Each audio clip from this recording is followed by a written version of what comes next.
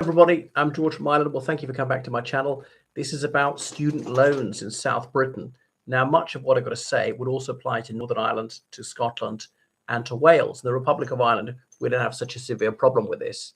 But so people can study at university in England if they've resided there for at least 3 years before they start university, regardless of citizenship. And indeed, if you're a British citizen who lived elsewhere, outside the UK, then you're treated as an international student, paying 2 or 3 times higher, not eligible for most of these loans. So anyway, talk about a student who lived in England for 3 years plus before she commenced a bachelor's degree. And there's only applicable to bachelor's degrees. Masters, others are different. So pay nothing up front, graduate after 3 and 4 years. The fees are almost £10,000 per annum. And have to pay that back. Also, you're eligible for loans to maintain yourself at quite a low rate of interest. I mean, 9% is bad enough. There's going to be, it's not the commercial rate of interest. And so then those student loans, only when you start earning 24 grand, but that's about minimum wage now, do you start paying it back. It's a sliding scale. The more you earn, the more you have to pay back per month. I was looking, so people are graduating on average £53,000 in debt. And if you start off at £24,000 per annum, you're paying back about £100 a month. And it's a bigger and bigger percentage of your income you're going to pay back the more and more you earn. So this situation didn't take place until sort of 1998. Okay, because government-funded universities really only started after the Second World War. There's a Butler Education Act. Actually, a conservative minister in the wartime coalition, Richard Austin Butler, Rab Butler, who came through with this, took effect at the end of the Second World War. You know, at the time of the Second World War, only about 1% of the population of the university of the UK went to university. 1%.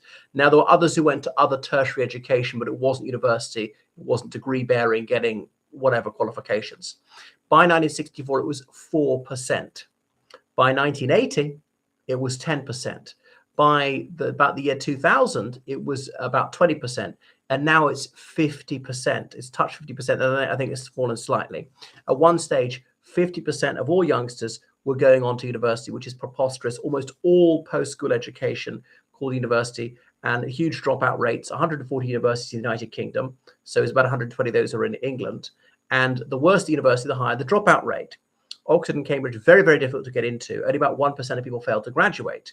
Whereas the really rubbish ones at the bottom of the scale, there's a very high dropout rate because they shouldn't be there in the first place. It was Tony Blair's inane idea that 50% of young people would go on to university. And stupidly, the Conservatives followed on with that. That's the only successful follow-on to school. You're a loser if you don't do that. The school has failed and so on. And there's a graduate bonus. Well, it depends if you're doing economics at Oxford or you're doing like cultural studies at whatever, the University of Central England or something, one of the worst rated ones. So you're not necessarily better off from it at all. You might be less employable than you went in.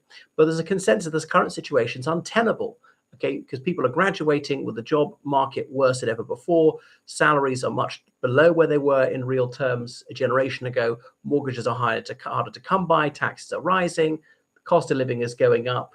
It's just not attractive. So they don't want to have to pay back these fees, which previous generations didn't have to pay back.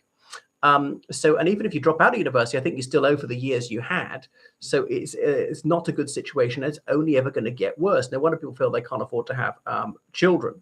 So the outstanding student debt, and I'm looking at England only, is about £267 billion and rising.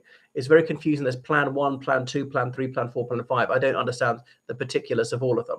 So student debt is estimated to get about 500 billion at current values by the 2040s. So roughly 50 years after the scheme began. So they think an awful lot of it is not going to be repaid. They reckon that, you know, at least 34% of it's not going to be repaid. Other people say it's more like 2/3 of it will never, ever be repaid. Some will never meet the threshold. People saying they're, oh, too sick to work. I'm ill. I'm depressed. I'm anxious. I'm disabled. This huge number of completely healthy young people claiming to be disabled because we've made it an option because you get £750 a month for slobbing around and whinging.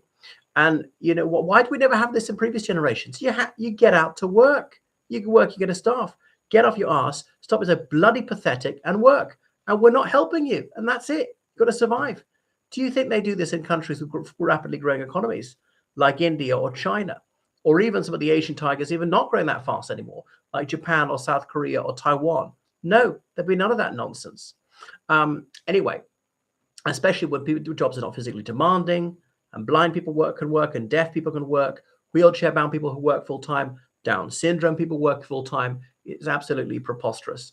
So it's all very, very, very worrying. So the Plan 2 loans is 9% of earnings over a certain threshold. That's about £29,000 a year. So a lot of money is going to be written off if you don't pay it back after something like 40 years. So what is to be done? People talk of graduate tax, but that would be the dustman paying for the Duke.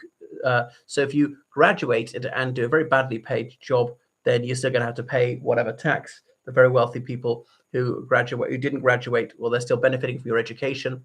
Now, the late Lord Stansgate, not someone I quote with approbation very often, Tony Benn, he masqueraded under that name, the left-wing extremist parliamentarian, but he correctly said, I benefit from my doctor's education, even if I didn't have tertiary education myself. So it's meant to be a net boon to society. But okay, but you don't benefit from someone who did media studies and is just slobbing around on benefits forever. You picked the most unusual example. So one of the obvious things is to cut the number of places.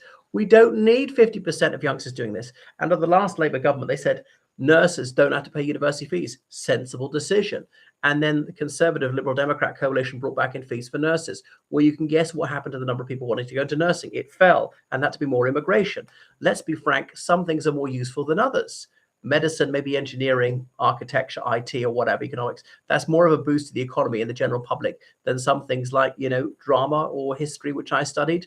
So I might say there'll be differential fees because it's all the same, exactly the same fees, regardless of university, unless it's a private one, like University of Buckingham, regardless of subject. But it costs way, way more for people to do veterinary medicine than it does something like, classics.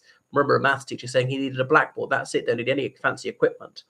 If it was 25% of young people going to tertiary education, we wouldn't have any fees. So we're going to have to let some universities go bust. Some of them urgent, quite sensible. Don't save them. But the trouble is, it's a major employer. In Durham, for example, like 20% of people either are students there or work for the university. And now that's one of the more secure ones. But that university shuts down, the city shuts down. Liverpool's got 3 universities, which is ridiculous. So we need to bring back a bit of academic elitism. And the courses which are less academic demanding, like golf course management, has got a very good employment record. So we should do it on that basis. We should do a needs assessment. What skills do we actually need? Do we need thousands of graduates in fine art each year? No, we don't. We'll only have as many places as are worthwhile for society.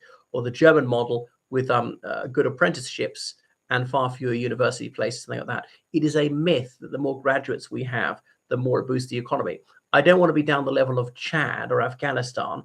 On the other hand, there are countries like Georgia with an even higher university graduation rate, which are not that economically successful. Republic of Ireland, we've got one of the highest graduation rates in the world, but that's simply because we give away degrees too easily. Now, we do have geniuses in Ireland, and we have a world-ranked university, Trinity College Dublin.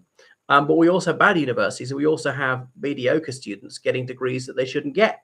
So it's preposterous to say we have to value quantity over quality, keep as many people in education as long as possible.